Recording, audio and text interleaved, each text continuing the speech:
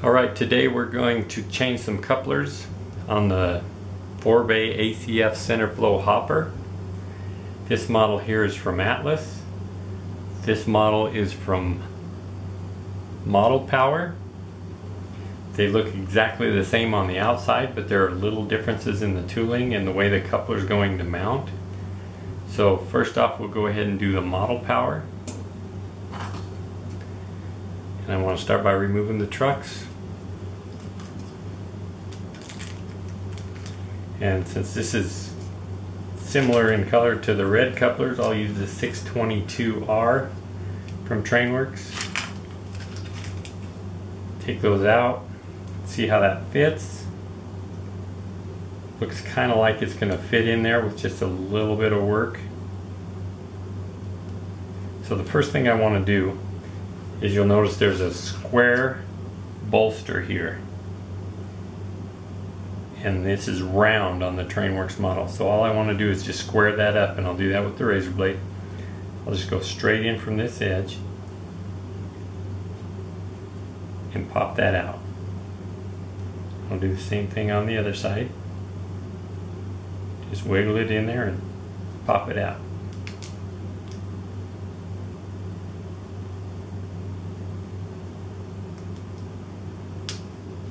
Then I'll go ahead and test fit that again.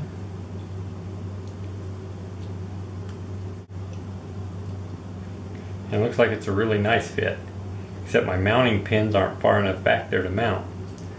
So I'm just going to make new mounting pins. So I take some double-sided tape.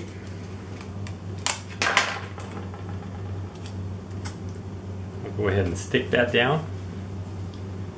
And then I'll take some evergreen 20 thousandths by 40 thousandths strip styrene, part number 122. I'll glue that right down on my strip of tape. That just holds it in place, so when I put pressure it doesn't slide. Then I'll take just a little drop of super glue.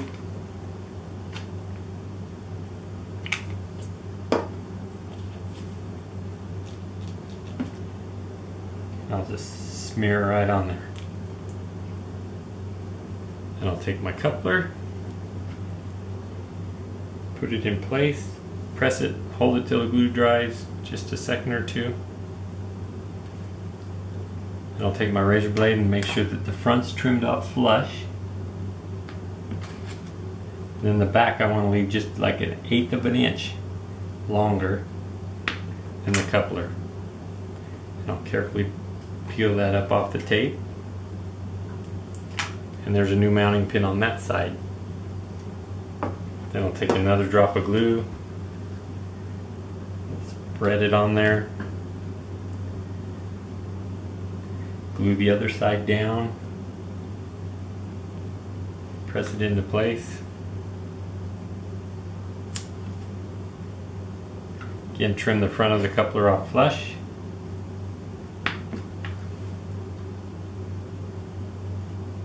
Go ahead and lift it off the tape.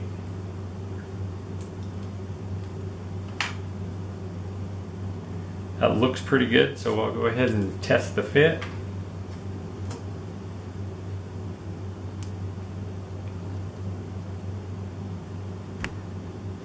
Looks perfect. Now I'll probably want to touch up that white so it doesn't stand out so much. It's covered by the sidebar, you won't see it. But if you get a certain angle you may see it, so you may want to touch up that. But I'll just real quickly install this just to show you how. And I want to put a drop of glue here, drop of glue there, and then right across this front bar. Go ahead and install it, press it into place.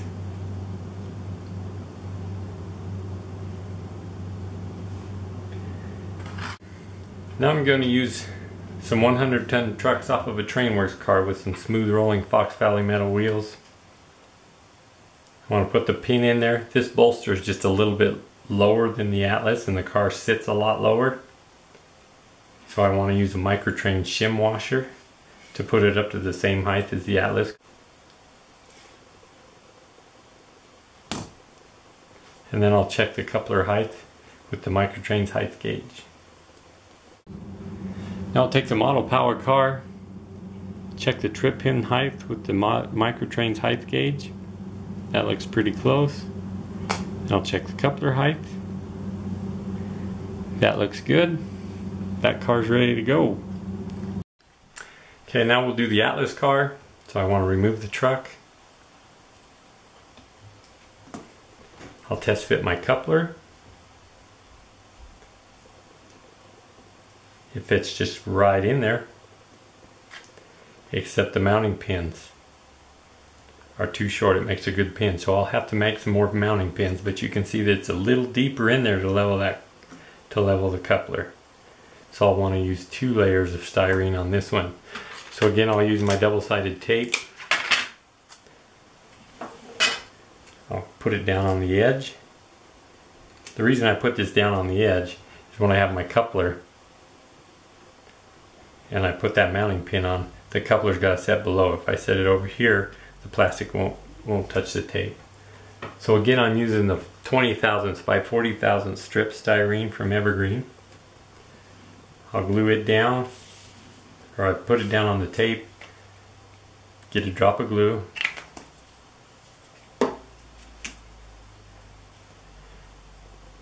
smear it on the plastic, and I'll position my coupler and press it into place. Let the glue dry for just a few seconds.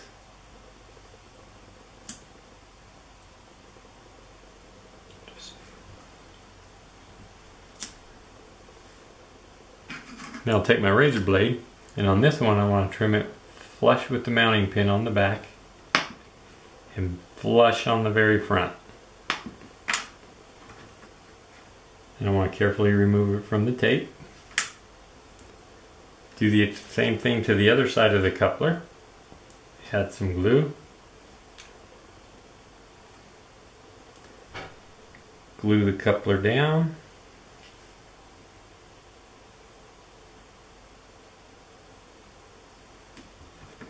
And I want to trim it off in the front, flush. In the back, flush with the back of that original mounting pin. Carefully peel it off the tape.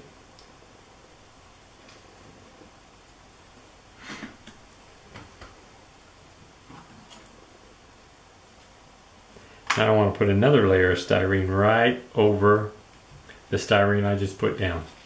So I'll add some more glue.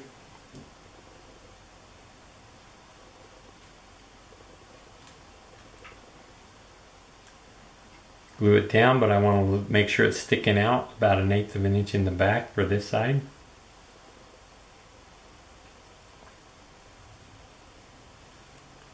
Let the glue dry a few seconds. I want to trim it flush in the front and leave 1/8 inch out of the back. Now I'll peel it up real careful.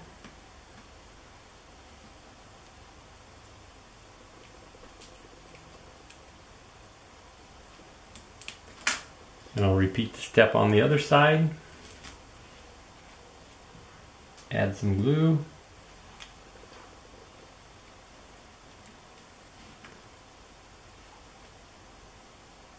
Position the coupler, press it into place, let it dry.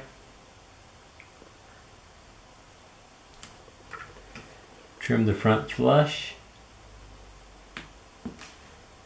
Leave about 1/8 of an inch sticking out the back. My coupler conversion is ready to put on the car. Test fit it first.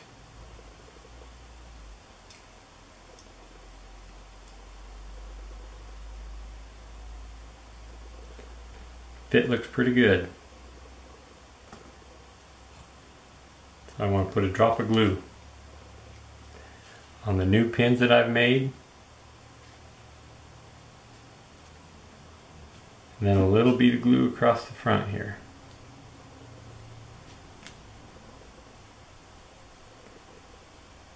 Press it in place.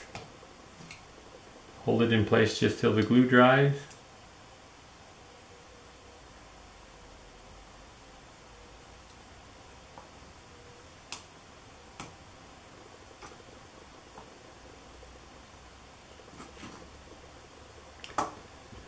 Now I'll install some 110 trucks off of a Trainworx car with some smooth rolling Fox Valley metal wheels. On this car, it's an Atlas car, so I want to reuse the Atlas pin because it's a little bit bigger bolster hole. Press them into place, then I'll check the height of the coupler on the Microtrain's height gauge.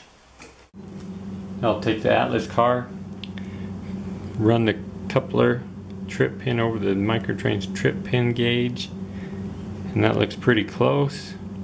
Then I'll check the coupler height, and the coupler height's good, so it's ready to go.